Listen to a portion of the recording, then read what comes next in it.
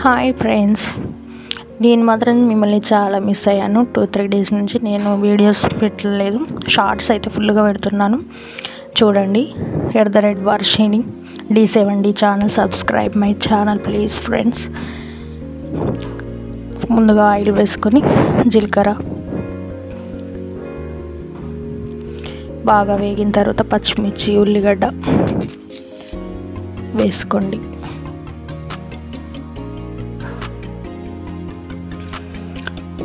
ఇంకా ఏంటి సంగతులు? సబ్స్క్రైబ్ చేసుకోండి ఫ్రెండ్స్. షార్ట్స్, కామెడీ షార్ట్స్ పెడుతున్నాను. @Varshini D7D channel name. Please subscribe my channel. పసుపు వేసుకోండి. పసుపు ఎక్కువ వేసుకుంటేనే కొంచెం కర్రీలో కలర్ మంచిగా వస్తుంది. ఏ కర్రీ అయినా నేను మాత్రం అంతే, 1/2 స్పూన్కి కొంచెం ఎక్కువనే వేస్తాను. బెండకాయలు పచ్చివాసన పోయేదాకా వేగనివ్వాలి.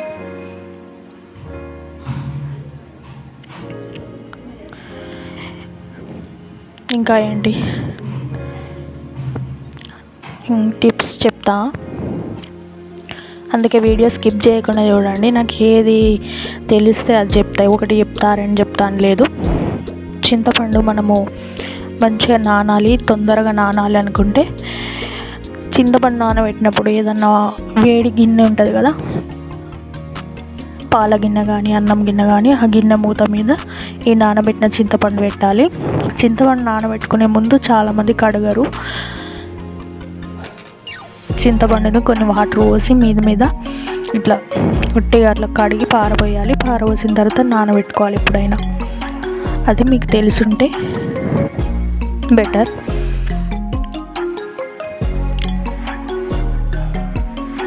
చింతపండు కూడా కొత్త వాళ్ళకైతే రసం అయిపోయిందా లేదా ఎట్లా తెలుసుకోవాలో తెలియదు.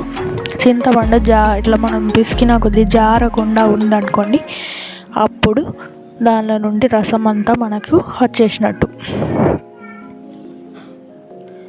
ఇక్కడ ఒక టిప్ చెప్తా. ఈ చింతపండులో దొడ్డు ఉప్పు వేసుకొని వాటర్ పోయకుండా దీన్ని స్క్రబ్ చేయాలి. బాగా స్క్రబ్బింగ్ చేస్తే దీనిలో ఉన్న గుజ్జు అంతా మనకి ఈజీగా వచ్చేస్తుంది. నేను మాత్రం రాళ్ళు ఉప్పు వేసుకుంటున్నా. తెలియని వాళ్ళు సన్న ఉప్పు వేసుకోండి. మీరు ఎంత ఉప్పు వేయాలనుకుంటున్నారో ఆ కర్రీకి ముందే పక్కన పెట్టుకోండి. ఎందుకంటే వేసిన కొద్దీ ఎక్కువ అవుతుంది కొందరికి. ఏ కర్రీ అయినా టేస్ట్గా రావాలి, అందరూ టేస్ట్గా తినాలి అనేది నా ఉద్దేశం. కళ్యామాకు పులుసులు పెట్టినప్పుడు, సాంబార్ పెట్టినప్పుడు ఇట్లా పెద్ద పెద్ద కొమ్మలుగా వేస్తేనే ఆ టేస్ట్ మంచిగా వస్తుందని అంటారు. ఇది జీలకర్ర పొడి.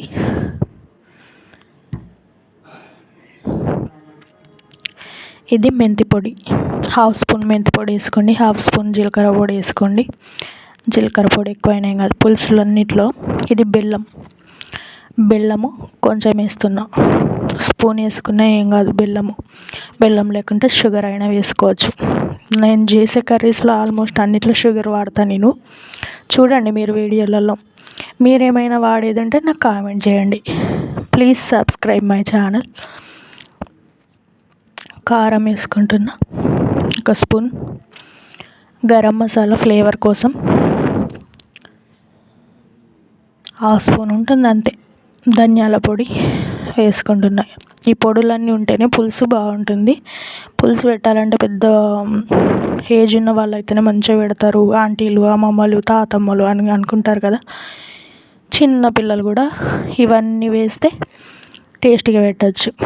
వాటర్ పోసుకోవాలి, మనం పులుపు చూసి వాటర్ పోసుకోవాలి. దాన్ని బాగా మరగనివ్వాలి. ఉప్పు సరిపడే అంత వేసుకోవద్దు, కొంచెమే వేసుకోండి. ఎందుకంటే ఇక్కడ ఇది కూడా ఒక టిప్ లాంటిదే కదా ఫ్రెండ్స్. ఉప్పు ముక్కలకు పడుతుంది, పులుసు టేస్ట్ రాదు. ముక్కలేమో ఉప్పు వస్తాయి, పులుసు ఏమో చప్పచప్పగా వస్తుంది.